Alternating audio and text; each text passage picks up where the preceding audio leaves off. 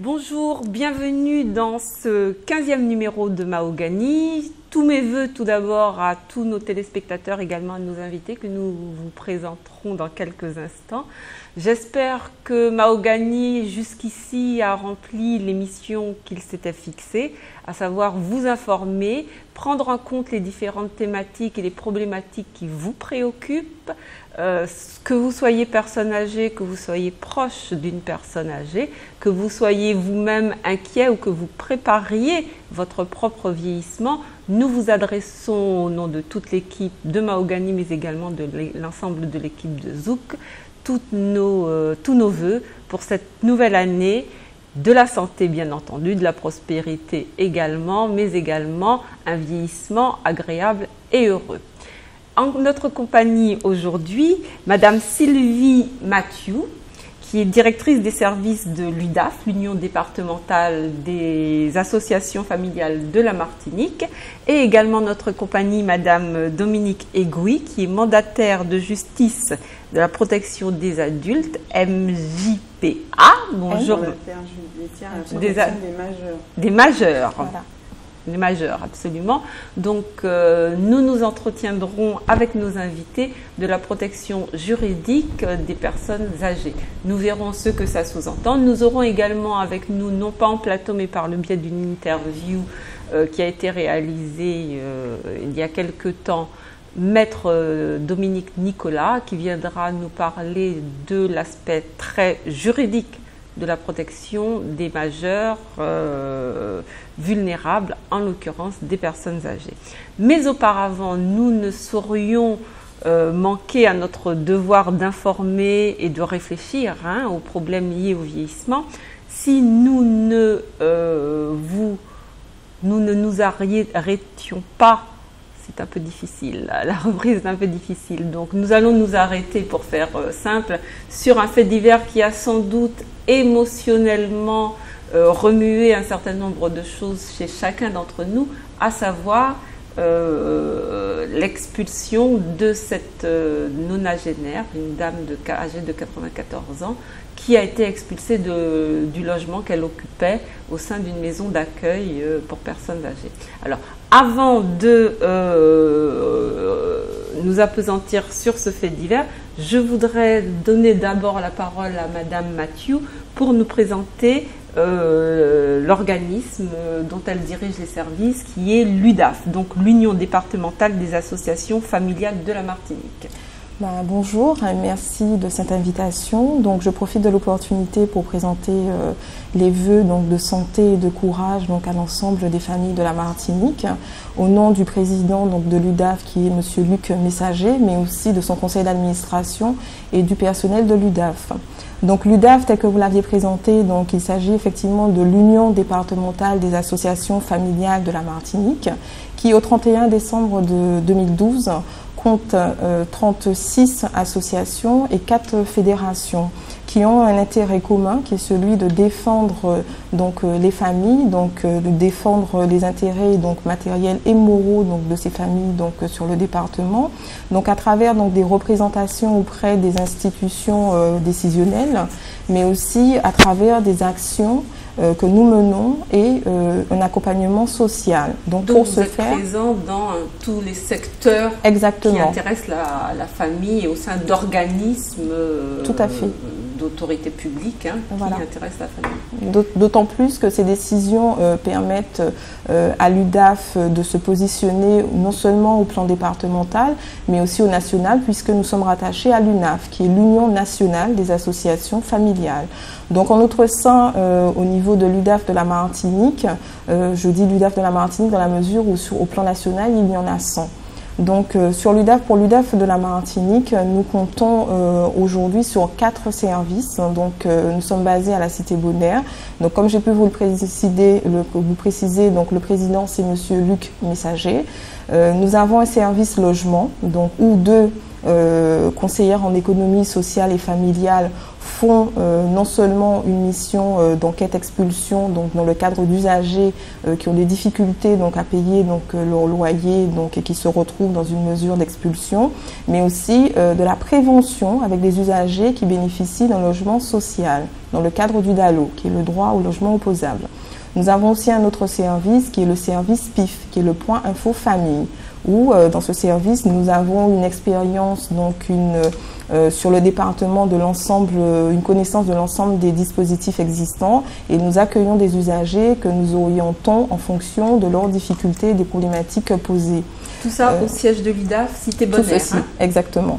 Donc nous avons aussi un service timidement mis en place sur 2012, donc nous espérons que sur 2013 nos partenaires effectivement nous accompagneront donc à la mise en place et à l'extension de ce service qui est le CAREFT, qui est le centre d'accompagnement de ressources de l'enfant, des parents et de la famille. Donc à travers ce service, nous impulsons donc des actions à destination de nos usagers. Pour exemple, nous avons mis en place ce qu'on appelle le café des parents, où des mères, des pères de famille viennent librement, en dehors de professionnels, exprimer leurs souhaits par rapport à leur famille et partager ainsi des moments. Donc voilà. Nous avons aussi donc ce qui nous amène aujourd'hui à vous, le service mandataire judiciaire à la protection des majeurs.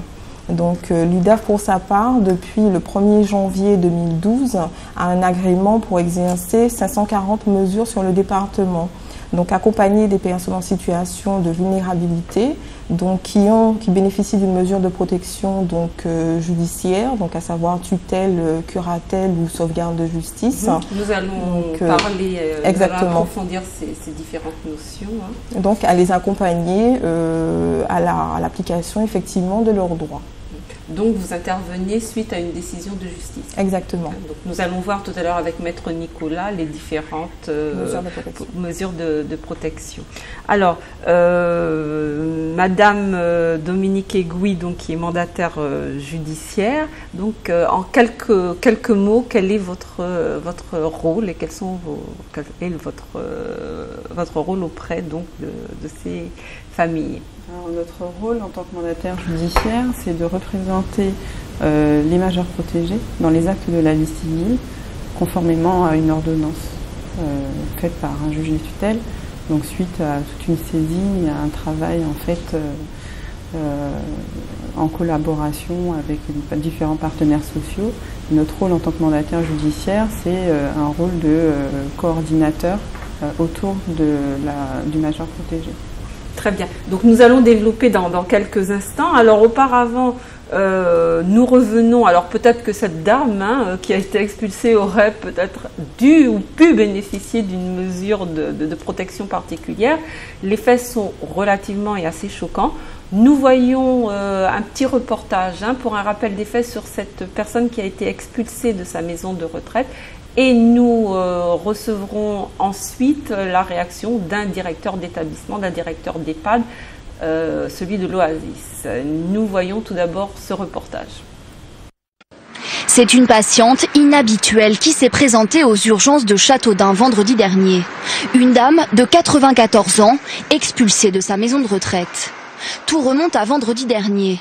Face à 40 000 € d'impayés de loyer et malgré plusieurs injonctions de paiement à la famille, cette maison de retraite privée de Chaville dit se trouver dans une impasse. Sa pensionnaire de 94 ans est alors expulsée et placée dans une ambulance, direction la maison de l'un de ses fils à Brou. Mais là, porte close. Les ambulanciers ont alors consigne de déposer la vieille dame à l'hôpital le plus proche, celui de Châteaudun. On ne peut pas jeter comme ça les gens dehors. Il y a évidemment non-assistance à personne en danger. Pour l'un de ses fils, jusque-là en vacances dans le sud de la France, il s'agit d'un malentendu avec la maison de retraite. Je dis qu'il y a un différend financier et que ce différend financier ne permet en aucun cas d'avoir une attitude d'expulsion sans s'assurer de la façon dont la personne va pouvoir être reçue. De son côté, la maison de retraite affirme qu'elle n'avait pas d'autre choix et se dit mortifiée par cette situation. La vieille dame devrait être prise en charge par l'un de ses fils en attendant de lui trouver un nouvel établissement. Alors, nous avons, pour réagir en attendant les réactions de nos invités sur le plateau, nous avons pour réagir en ligne Monsieur Marc Serraline. Monsieur Serraline, bonjour.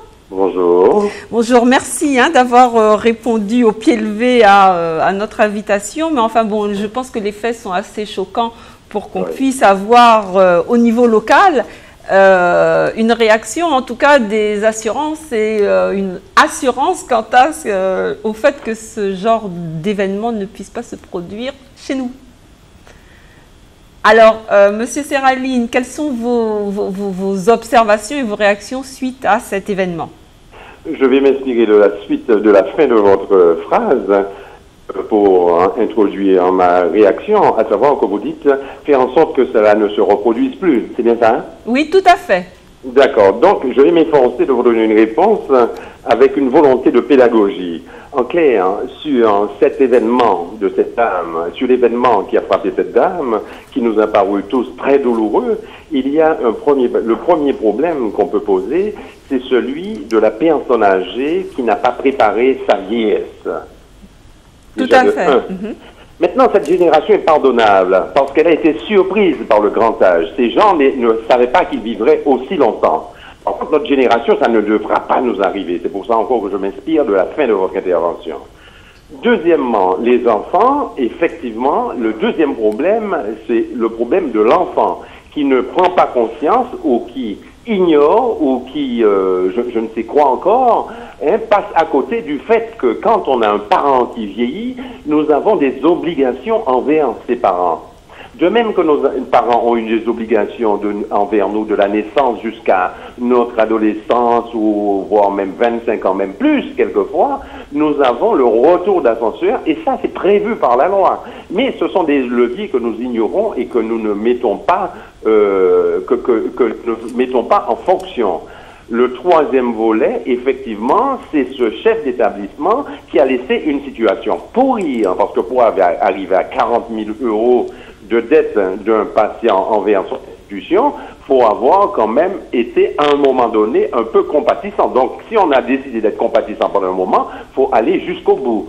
Donc, voilà un petit peu les trois étapes de ma réponse. Maintenant, je suppose que vous êtes entouré, je vous fais confiance pour cela, de spécialistes qui vont compléter mon propos ou bien le corriger. Mais je ne demande que ça, à mieux comprendre les choses. Très bien. Alors, la dernière chose que je veux vous dire, chez nous, il y a quand même l'AMDOR qui fait un travail très, très, très important sur la pré-retraite, sur la retraite, sur la vie des seniors, le grand âge et le très grand âge. D'accord? Il y a d'autres dispositifs qui font que quelqu'un ne doit pas se trouver dans cette situation, telle que l'assurance dépendance, puisque nous savons pertinemment que les pouvoirs publics qui fonctionnent avec nos impôts, et nous qui ne sommes pas toujours prêts à payer des impôts, nous savons très bien que les pouvoirs publics ne pourront pas assister des événements de la vie comme ça tout le temps. Donc, il y a des dispositifs pour anticiper, pour éviter de se trouver dans ce genre de situation. Voilà ce que je pouvais vous dire. Très bien, merci beaucoup, Monsieur Serraline. Donc, nous retiendrons que effectivement cette affaire est causée, en tout cas, à trois origines, trois malheureux événements qui se sont combinés, à savoir un manque de prévention, une défaillance en quelque sorte des enfants. Et également une défaillance de l'établissement qui n'a pas alerté, en tout cas pris les mesures concrètes en temps utile. En temps et en heure, et qui s'est laissé dépasser par des événements. Car aucun établissement n'a les moyens sur une seule personne d'engranger 40 000 € de déficit, ni les établissements publics et encore bien moins les établissements privés. Avez-vous les moyens, est-ce que les établissements ont les moyens justement d'agir en ce sens, de récupérer des créances impayées ? De les récupérer. Malheureusement, c'est des dispositifs, même les services de l'État n'arrivent pas à récupérer. Donc, c'est pas nous qui allons être à l'aise au niveau d'une récupération ou d'un éventuel recouvrement. Donc, il faut tous agir pour que ce genre de situation n'existe plus. Très bien. Écoutez, merci beaucoup, Monsieur Serraline. Donc, à votre service. À très bientôt. Nous aurons sans doute l'occasion de reparler, de nous appesantir sur un certain nombre des points que vous avez vous-même développés. À très bientôt. Okay. Au revoir. À vous aussi. Au revoir. Une petite réaction, suite à cette réaction. Alors, je salue bien sûr M. Serraline, dont j'ai écouté effectivement l'intervention. Cependant, il y a quand même une chose effectivement à mettre en évidence, c'est l'inadéquation par moment des ressources en fait de la personne âgée qui parfois a des ressources entre 600 et 700 euros et le coût actuel des maisons de retraite. Donc entre 2000 et 3000 euros. Donc, mensuel pour des personnes effectivement pour des établissements privés. Donc les personnes effectivement qui n'ont pas ces ressources-là se voient orientées vers l'aide sociale. Donc effectivement il existe des dispositifs. Donc on salue là le conseil général, chef de file en la matière, donc au niveau de la prise en charge des personnes âgées sur le département, accompagné bien sûr de l'ARS, l'Agence régionale de la santé. Mais il y a quand même cette problématique. Donc il est vrai que quand on analyse la situation de la Martinique et qu'on sait que c'est une population qui est vieillissante et que d'ici 2020 les choses sont dites effectivement par rapport au département, les problématiques seront posées. Aujourd'hui effectivement, plus d'un tiers de la population sera considérée comme âgée et au-dessus de 65 Donc, ans. Aujourd'hui il appartient effectivement, il nous appartient pas seulement aux instances, au conseil général et autres, mais il nous appartient d'être sensibilisés à cela et de nous positionner non seulement l'UDAF pour sa prise en charge des personnes, des familles, mais nous aussi par rapport à nos familles et par rapport à notre retraite. Donc la famille a exactement la famille a quand même un rôle clé dans la prise en charge, dans les prises en charge. Donc l'État ou toute autre instance aujourd'hui n'est que secondaire. Donc la priorité, c'est la famille. Et d'ailleurs, dans l'aspect qui nous amène à vous, la protection des majeurs, ce qu'il faut retenir, c'est que c'est une action qui est en correction, donc au niveau du système, et qui permet de protéger effectivement une personne vulnérable, mais qui reste effectivement secondaire, parce que la priorité est donnée à la famille. Donc, pour exemple, j'en discutais en fait en amont avec ma collègue. Je me rappelle que quand j'ai commencé d'exercer en métropole, je disais parfois à mes collègues, mais chez nous, c'est pas comme ça, parce qu'il y a une solidarité familiale. Mais moi, je pensais encore à la rue Cazeneg, donc j'en étais bien loin. Donc, arrivé en Martinique en exercice, je me suis rapidement rendu compte que la réalité qui se passait en France métropolitaine était aussi celle de notre département. Donc effectivement, d'où l'importance soulevée par M. Serali et l'importance sur laquelle nous, à Mahogany, nous insistons, à savoir prévenir son propre vieillissement. M. Serali a dit qu'effectivement, les générations au-dessus des nôtres ont pu être surprises par l'allongement de la durée de leur propre vie, puisque leurs propres parents ne dépassaient pas, bien souvent 60, 70 ans. Lorsqu'on arrive à 80, 90 ans, prochainement de façon très courante aujourd'hui, il faut que nous qui savons qu'on a des chances avec les avancées scientifiques et médicales d'arriver à un très grand âge, il est de notre devoir, en quelque sorte, de préparer notre vieillesse, pas seulement sur un plan de la santé, pas seulement sur un plan physique, mais également préparer notre bien-être matériel, même si on n'a pas de patrimoine, même si, et peut-être surtout si on n'a pas de patrimoine. Donc nous-mêmes dans un premier temps, mais une fois que la vieillesse est arrivée, une fois que l'âge est arrivé et qu'on se trouve dans des situations un petit peu difficiles, il existe néanmoins des mesures qui permettent de vieillir dans des conditions correctes. Alors, nous avons sur le plan judiciaire un certain nombre de mesures, on les rappellera rapidement, donc qui sont la tutelle, la curatelle simple et la sauvegarde de justice. La sauvegarde de justice, donc graduellement la sauvegarde de justice. Alors la sauvegarde de justice, donc c'est une mesure d'urgence donc pour protéger le patrimoine de la personne vulnérable. Ensuite, la curatelle simple les curatelles, ce sont des mesures d'accompagnement. Donc la curatelle simple, le majeur protégé est en capacité de gérer en fait son patrimoine financier avec l'accompagnement d'un mandataire judiciaire. La curatelle renforcée, donc nous l'accompagnons, nous faisons avec lui, et la tutelle, nous faisons pour lui. Donc bien sûr, on rappelle quand même le cadre de la loi de 2007 qui remet le majeur protégé, la personne usagée, au centre du dispositif. Donc même si on fait avec lui, on fait pour lui, mais on fait avec lui. Donc c'est-à-dire qu'il faut systématiquement concerter le majeur protégé, sa famille, son environnement social pour effectivement composer avec lui. Très bien. Alors, pour nous éclairer sur ces différentes mesures et la façon de les mettre en place, nous avons eu un entretien avec Maître Dominique Nicolas, qui est avocat et qui nous entretient des différentes mesures de protection juridique des majeurs vulnérables, en l'occurrence, pour ce qui nous concerne, les personnes âgées. En dehors de l'aspect moral et émotionnel du fait, les enfants sont-ils fautifs dans ce cas ? Oui, absolument, pas seulement les enfants. C'est vrai qu'il y a une obligation alimentaire des parents à l'égard des enfants, ça on connaît ça. Mais on connaît moins bien l'obligation alimentaire que les enfants ont à l'égard de leurs parents. L'article 205 du Code civil, effectivement, fait obligation, les enfants doivent des aliments à leur père et mère et autres ascendants qui sont dans le besoin. C'est ça le texte. Donc ça signifie que c'est une obligation. Et il y a effectivement la possibilité de contraindre les enfants à payer, tout simplement. Et ça se fait régulièrement. On peut être étonné de ce qu'il ait fallu expulser cette personne âgée alors qu'il y a d'autres solutions, notamment le juge des tutelles et le procureur de la République peuvent être saisis d'une situation qui leur permet d'actionner les personnes qui doivent être actionnées. Donc c'est assez curieux que l'on ait été obligé d'aller à cette extrémité-là.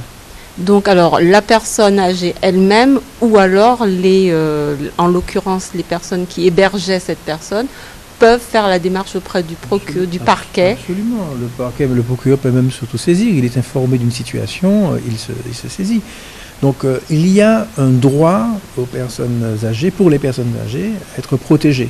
Et donc cette protection, elle est partout. Que l'on aille voir dans le droit civil avec l'obligation alimentaire, mais on la retrouve dans le droit pénal, on la retrouve dans le code de la consommation, on la retrouve dans le code de la santé et de la famille. Donc là, ce sont des obligations qui peuvent être actionnées et les personnes qui peuvent les actionner sont très très très nombreuses. Donc on peut être étonné et peut-être que la responsabilité de ceux qui n'ont pas semblait vouloir mettre en œuvre ces mesures de protection peut être engagée aussi. Très bien. Donc, en dehors de l'obligation alimentaire strictement définie, les majeurs dits vulnérables, en l'occurrence les personnes âgées, bénéficient de mesures légales de protection. Alors, tout d'abord, comment peut-on définir une personne âgée vulnérable ? Bon, personne âgée vulnérable peut-être pas, mais le Code de la santé et son article L113.1 prévoit que toute personne âgée de 65 ans, privée de ressources suffisantes, peut bénéficier soit d'une aide à domicile, soit d'un placement chez des particuliers ou dans un établissement. Et donc par conséquent, ce texte-là non seulement indique qu'à partir d'un certain âge, on peut être sujette à besoin de protection, mais le texte suivant indique quelle est la personne morale de droit public qui est responsable de ça. Et on vous indique le département définit et met en œuvre l'action sociale en faveur des personnes âgées. C'est l'article L113.2 alinéa 1. Donc par conséquent, on sait exactement ce qu'il faut faire et qui doit faire. Et à partir de quel âge? C'est pas 50 ans, c'est 65 ans, etc. Et puis le texte est là, donc c'est une loi, là-dessus il n'y a pas de difficulté. Donc à partir de 65 ans, toute personne, tout citoyen a la possibilité de se retourner vers le Conseil général pour un accompagnement social. Absolument, tout à fait. Donc c'est la personne elle-même qui saisit le Conseil général ou son entourage. Voilà, tout à fait. C'est la personne elle-même ou son entourage. En tout cas, le texte prévoit que ces personnes ont des droits. Et ces droits peuvent être actionnés par toutes les personnes qui en ont connaissance. À ce niveau-là, il n'y a pas de difficulté, mais c'est d'une manière générale la protection des majeurs qui est régie par toutes les dispositions du Code civil qui vont de l'article 415 à 515 à peu près, et qui prévoit un certain nombre de conditions très particulières et des protections extrêmement fortes. Alors, nous nous concentrons maintenant sur la protection juridique, les différentes possibilités de protection juridique. Alors, j'allais dire qu'on n'a pas besoin d'être Madame de Bettencourt pour bénéficier de mesures de protection juridique. C'est-à-dire, on protège le patrimoine, mais on protège également la personne elle-même. Oui, absolument. Alors je disais que les articles qui nous intéressent sont les articles, il faut aller les voir, les lire tranquillement, de 415 à 515 du Code civil. L'article 415 prévoit que les personnes majeures reçoivent la protection de leur personne et de leurs biens. Il suffit simplement que leur état ou leur situation rend nécessaire cette protection-là. Et donc par conséquent, le législateur considère que ceci est un devoir de famille et des collectivités publiques. Donc on a une obligation légale simplement de protéger les personnes qui simplement, pour leur personne ou leurs biens, en ont besoin, tout simplement. Et le juge des tutelles, et je le disais tout à l'heure, c'est quand même curieux qu'une personne âgée puisse être expulsée sans que le juge des tutelles ne soit saisi ou le procureur de la République.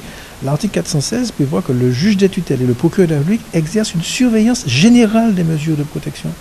Donc ça veut dire qu'ils peuvent visiter ou faire visiter les personnes protégées, à protéger comme ils l'entendent, sans qu'ils aient besoin de quoi que ce soit. Il suffit qu'ils en soient informés. Donc c'est assez curieux qu'on se trouve dans cette situation-là et par conséquent, toute la réglementation vient finalement protéger ces personnes-là. Et le fait aussi que, à l'occasion de la protection, il y ait une faute qui ait été commise, eh bien, leurs ayants droit, ou elles-mêmes, si elles le peuvent dans un délai de 5 ans à la fin de la protection dont elles bénéficient, peuvent agir en justice. Donc c'est un droit qui les protège de manière très concrète. Alors, le texte fait référence aux personnes qui en ont besoin. Comment définir cet état de besoin de protection? Alors j'ai envie de dire qu'il n'y a pas beaucoup de textes qu'il faut repérer et souligner dans cette question de la protection des majeurs. Premier texte, l'article 425 du Code civil, et ça c'est extrêmement important, parce qu'il indique la chose suivante. Toute personne dans l'impossibilité de pouvoir seule, à ses intérêts, en raison d'une altération médicalement constatée, soit de ses facultés mentales, soit de ses facultés corporelles, de nature à empêcher l'expression de sa volonté, peut bénéficier d'une mesure de protection juridique prévue par la loi. Donc, c'est toute personne qui est dans l'impossibilité de pouvoir seule, à ses intérêts, en fonction, en raison de problèmes médicalement constatés, peut bénéficier. Et donc, à ce niveau-là, il n'y a pas de difficulté. Et immédiatement, le texte va dans le détail parce qu'il prévoit que le logement de la personne protégée et les meubles dont il est garni, eh bien, ces choses-là doivent être protégées pour lui aussi, même s'il est sorti de son domicile. On ne peut pas en disposer de n'importe quelle manière. On peut quelquefois, si ces personnes doivent être sorties de leur domicile pendant un certain temps, pouvoir les donner en location avec une autorisation de juge des tutelles, mais ceci leur est réservé. Donc l'article 425 est un article important du Code qui permet de dire quelles sont les personnes et dans quelles conditions elles peuvent bénéficier de cette protection. Très bien, donc médicalement, état médicalement constaté, donc ça veut dire qu'il existe un médecin et délivrer un certificat médical attestant de l'état de cette personne. Oui, absolument, parce que la demande d'ouverture d'une mesure de protection nécessite l'intervention d'un juge. Et le législateur a prévu, c'est l'article 431, que la demande doit être accompagnée à peine d'irrecevabilité d'un certificat circonstancié rédigé. Donc on ne peut pas considérer, en tout cas le juge ne peut pas prendre de décision de cette nature sans qu'il y ait effectivement un constat médical qui soit sérieux de l'intéressé. C'est-à-dire que un membre de la famille ne peut pas dire que maman ou mamie ou papi ou papa on constate des oublis, des troubles de la mémoire, des troubles du comportement pour saisir le juge et dire il ou elle est Alzheimer, donc on veut des mesures de protection. On peut estimer que cette mesure de protection est utile, mais elle sera toujours constatée par un professionnel. Et donc effectivement, tout le monde peut agir de la sorte, que ce soit la personne elle-même qui peut estimer qu'elle a besoin de cette protection, que ce soit un proche, etc. Il n'y a pas de difficulté. Simplement, le juge, lorsqu'il intervient, il fait en sorte que la situation soit médicalement constatée, qu'à ce niveau, il n'y ait pas de discussion possible. Très bien. Alors, quelles sont les différentes mesures de protection qu'il est possible de mettre en œuvre? Alors, pour aller vite, on pourrait dire qu'il y a des mesures qui vont de manière de plus en plus forte. La sauvegarde de justice est la possibilité soit que la personne le demande, soit qu'un tiers puisse le demander, que quelqu'un soit protégé pendant une période déterminée, par exemple à l'occasion d'un procès. C'est quelque chose de bien circonscrit dans le temps, et cette mesure-là ne peut pas excéder 1 an. Et puis, lorsque la situation de l'intéressé ne peut pas être, protégé par simplement une mesure de sauvegarde de justice, c'est l'article 433, eh bien, on va vers quelque chose de plus fort, qui est la curatelle. Alors, c'est vrai que l'article 440 du Code civil permet de définir ce que c'est, mais en réalité, lorsque les gens ne sont pas en mesure de s'occuper eux-mêmes de leurs affaires, il y a ces situations. Ils peuvent être mis sous curatelle ou sous tutelle. Et le texte est assez précis parce que la mesure peut durer 5 ans, c'est beaucoup plus long qu'un an, c'est renouvelable, et ça peut être renouvelé pour une durée supérieure à 5 ans, si le juge l'estime, mais le texte est précis quand il parle de la curatelle et de tutelle.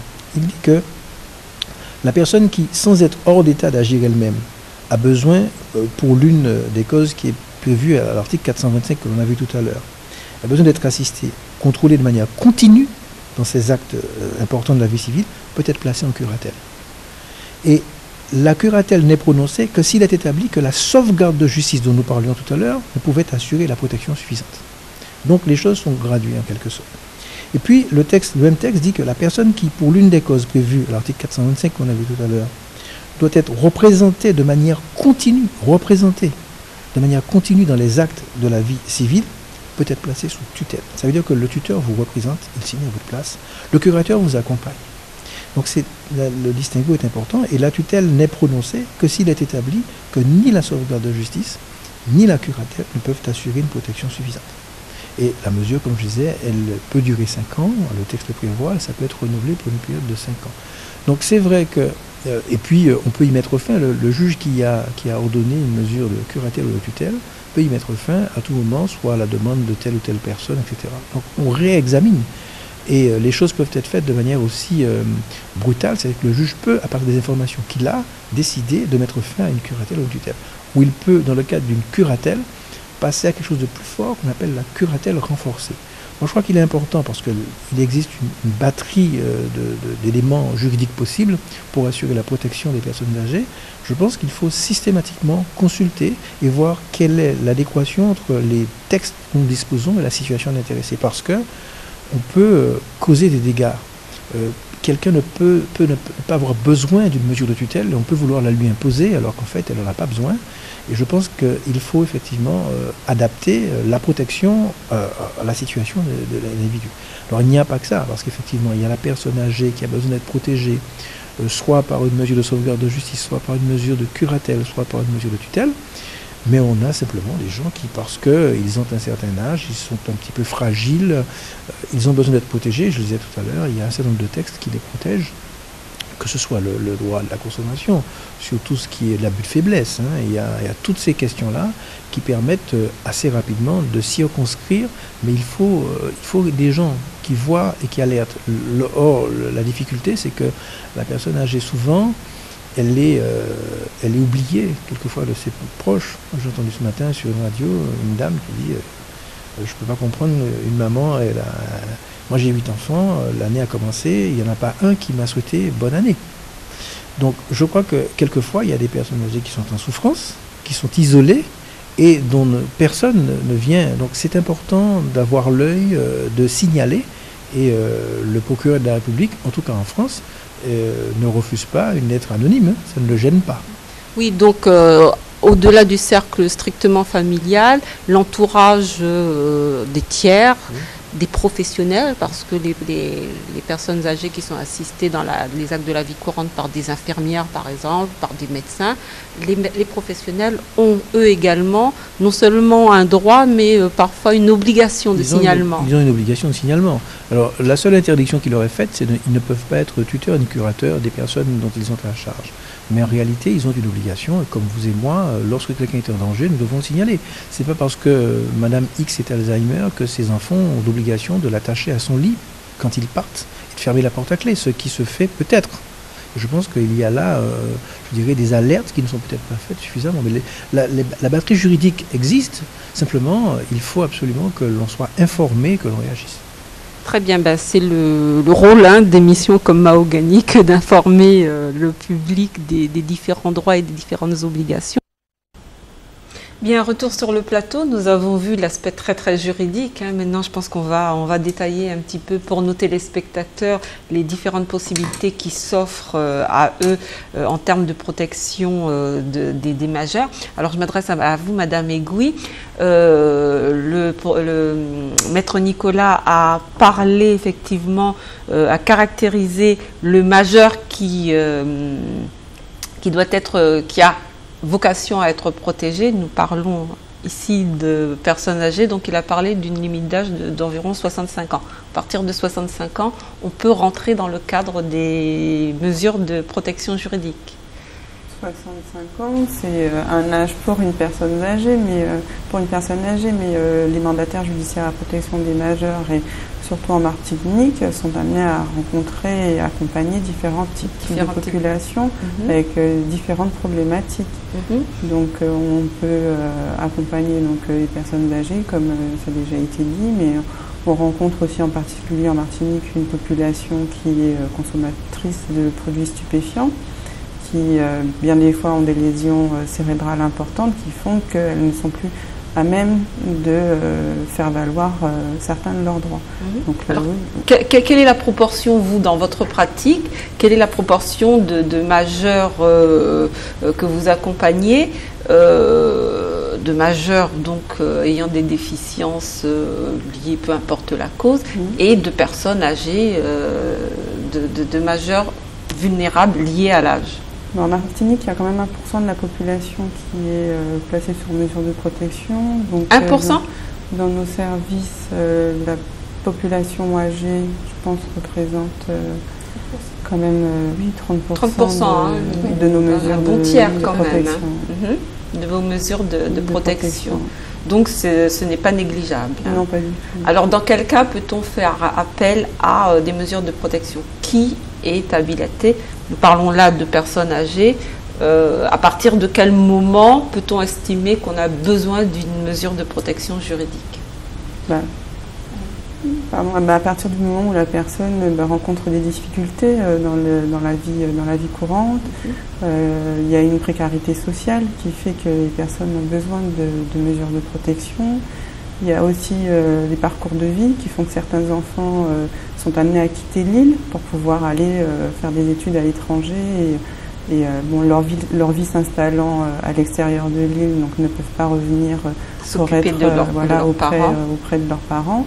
Et moi je suis revenue il n'y a que 2 mois en fait en tant que mandataire sur l'île, et c'est vrai qu'il y a une désillusion sur la présence des enfants, sans rentrer dans le jugement, aux côtés de leurs parents.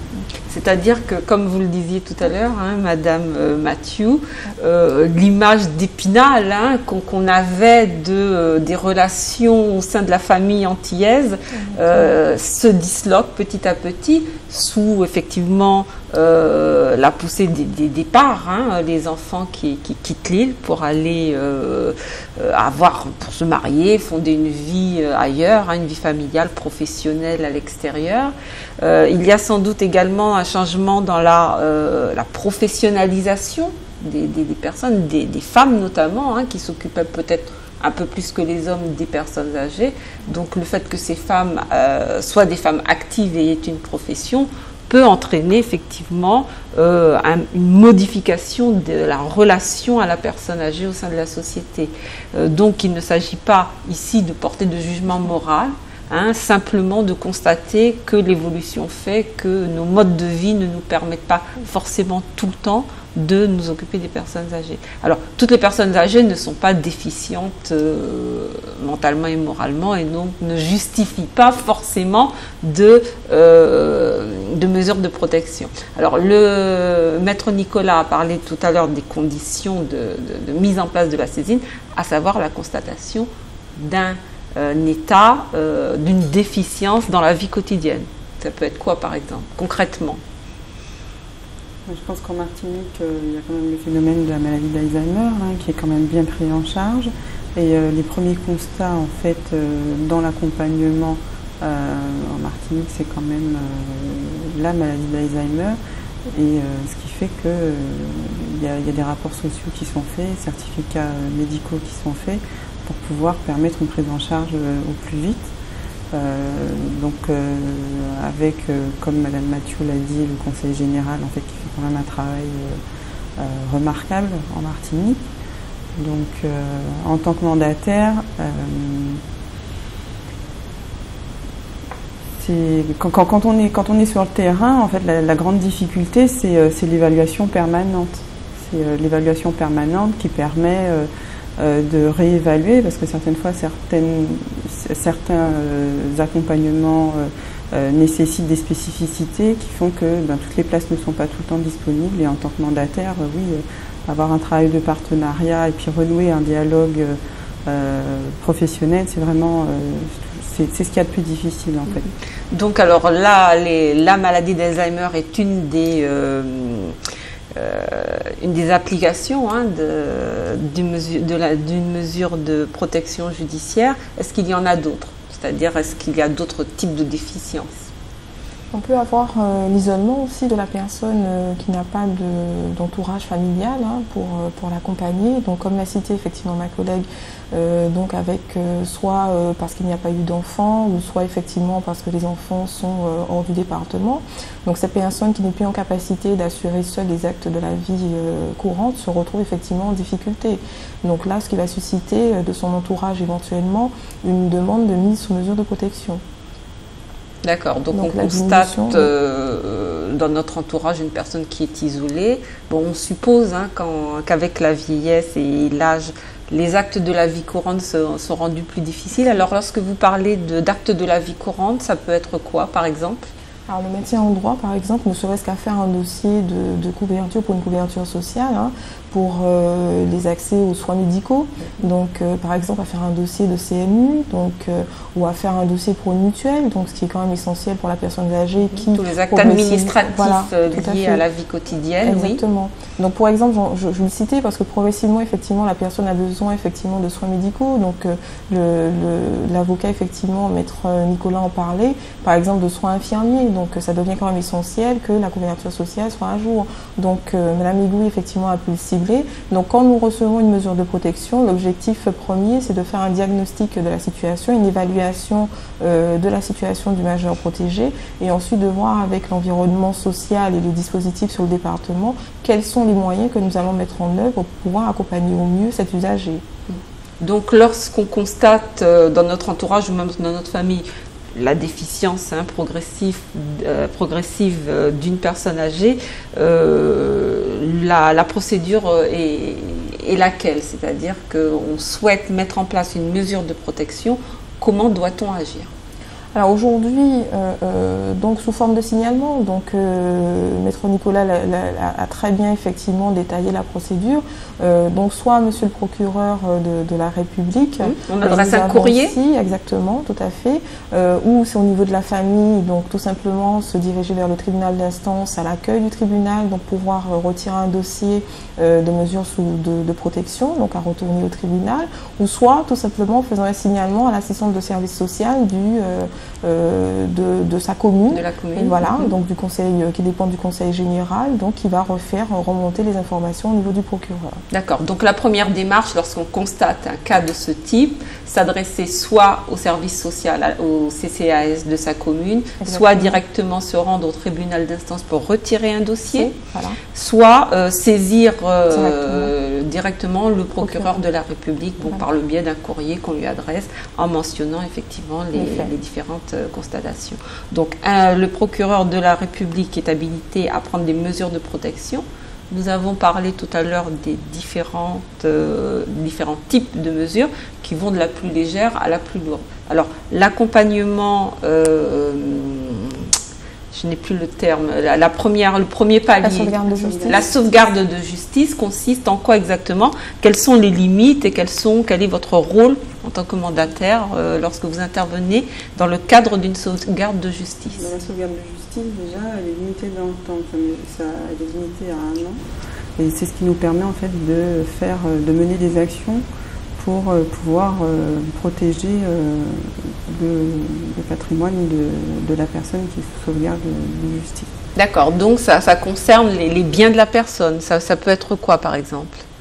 Si par exemple il y a une difficulté par rapport à des biens Oui, successoires matrimoniaux, donc bien des fois, il y a des questions, comment dire, on doit rentrer en relation avec les futurs héritiers, s'il y en a, je perds mes mots,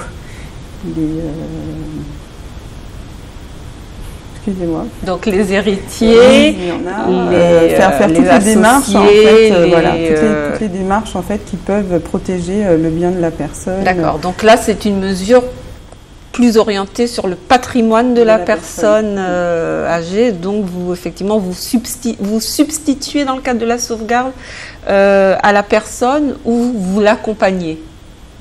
Non, on la représente. Vous la représentez dans tous les actes de préservation de son patrimoine. De son patrimoine, exactement. D'accord, donc ça c'est la sauvegarde judiciaire. Lorsqu'on monte un petit peu en gamme, on a les mesures de curatelle. Oui. Donc là, est-ce qu'il s'agit de mesures liées à un état plus dégradé que celle qui encadre la sauvegarde judiciaire, ou alors est-ce qu'on estime nécessaire d'instaurer une curatelle? C'est une mesure d'accompagnement. Ça ne veut pas dire que la personne n'est pas en mesure de s'occuper de ses biens financiers.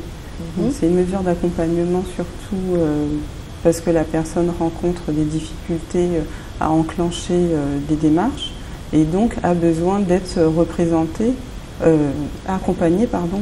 Donc c'est une assistance? Oui, voilà, c'est une assistance face à ce qui est stipulé en fait par le juge au niveau de l'ordonnance. D'accord, donc ça c'est dans le cadre de la curatelle? Oui, dans le cadre curatelle simple. La curatelle simple. C'est-à-dire que est-ce que vous bénéficiez comment dirais-je, des procurations, ou est-ce que vous agissez, vous faites des actions sur la gestion des comptes, par exemple, de cette personne? La personne est en mesure de le faire seule.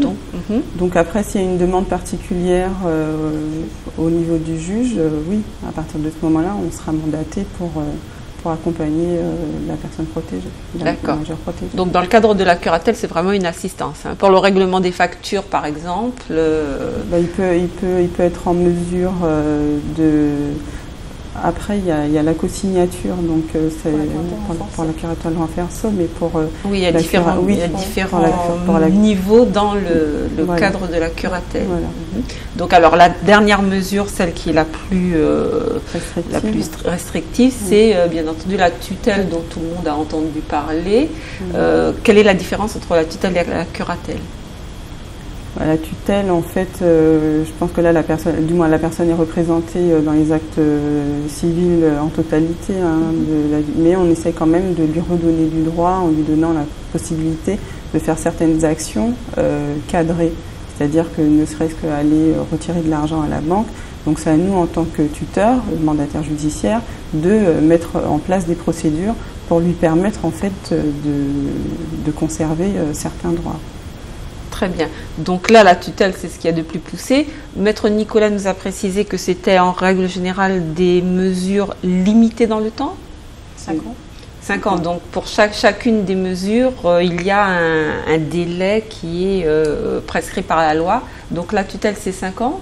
Alors, ce qu'il faut savoir, c'est que avant la loi de 2007, donc qui a réformé les mesures de protection, en fait, on avait l'impression que la mesure de protection était définitive.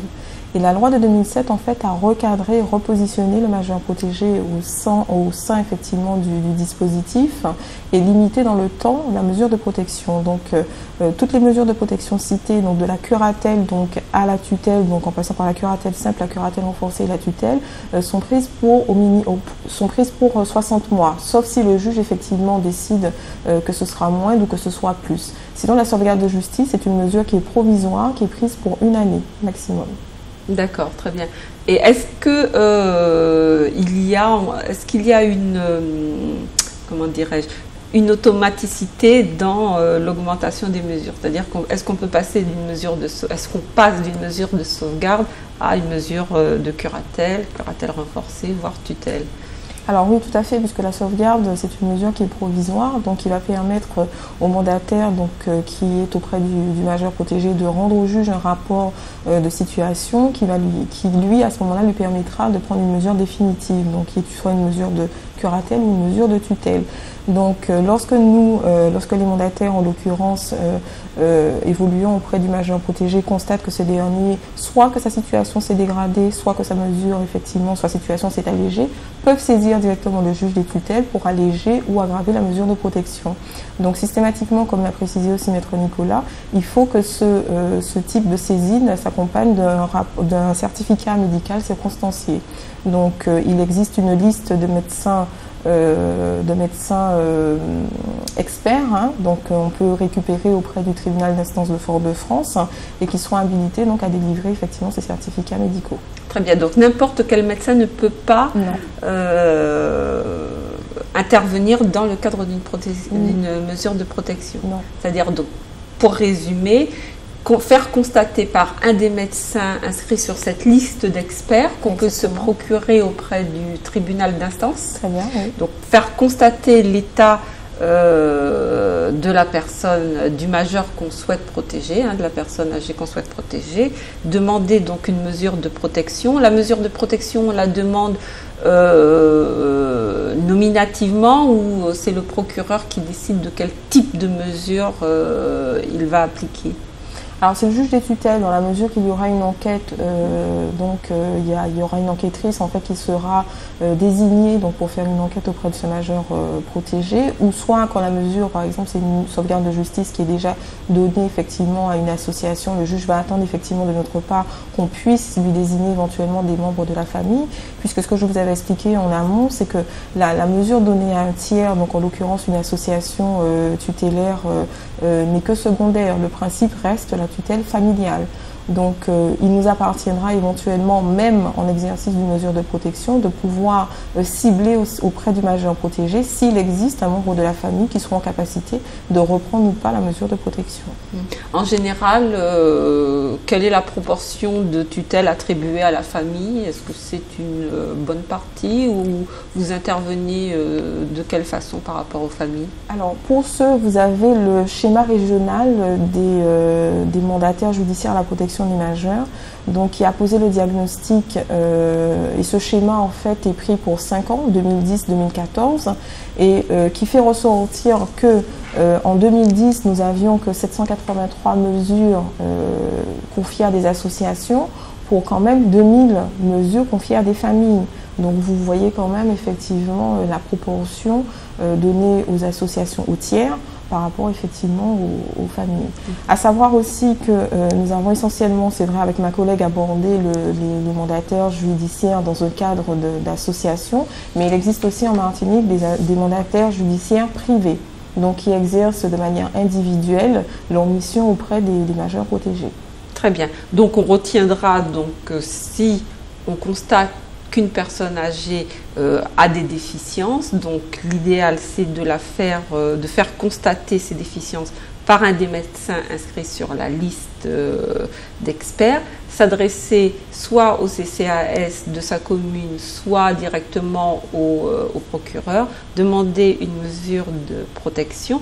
Alors, la protection peut s'exercer, effectivement, on avait oublié de le préciser, mais vous l'avez fait, par un membre de la famille, désigné par le juge des tutelles, ou éventuellement par un organisme reconnu d'utilité publique comme le vôtre, ou par un organisme privé qui assurera donc la représentation ou l'assistance ou l'accompagnement de cette personne.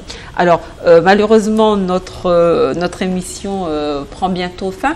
Je voulais juste préciser l'adresse de l'UDAF au cas où nos téléspectateurs souhaiteraient avoir des renseignements et des informations complémentaires. Donc l'UDAF est situé cité Bonheur, c'est bien ça, donc, à Fort-de-France, voilà, rue de la Grande Famille.